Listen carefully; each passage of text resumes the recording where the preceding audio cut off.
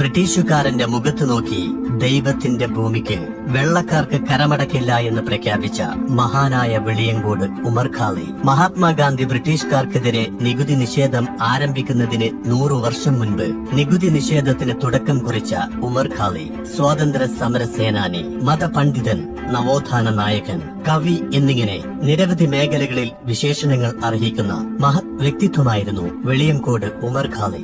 വെളിയങ്കോട് മഹൽ ജുമാഅത്ത് പള്ളിയുടെ പ്രവേശന കവാടത്തോട് ചേർന്നാണ് ഉമർ ഖാളിയുടെ മഖ്ബറ സ്ഥിതി ചെയ്യുന്നത്.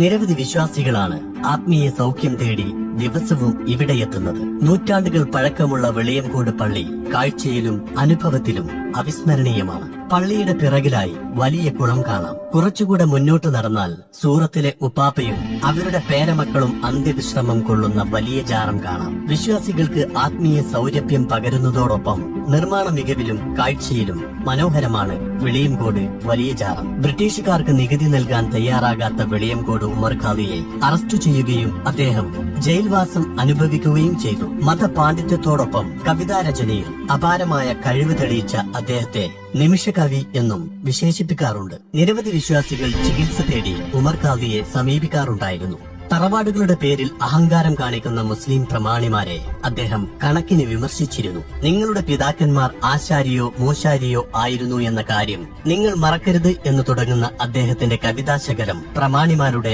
അഹന്തക്കെതിരെ കടുത്ത നിലപാടായി. ശിഷ്യന്മാരെ കൊണ്ട് സാഷ്ടാംഗം ചെയ്യിക്കുന്ന രീതി ഇസ്ലാമിലില്ല എന്നും ഖാളി പഠിപ്പിച്ചു. മത സാമൂഹിക രംഗത്ത് ഒട്ടനേകം ശ്രദ്ധേയമായ ഇടപെടലുകൾ നടത്തിയ ഖാളി ബ്രിട്ടീഷ് വിരുദ്ധ പോരാളി എന്ന നിലയിലും പ്രസിദ്ധനാണ്.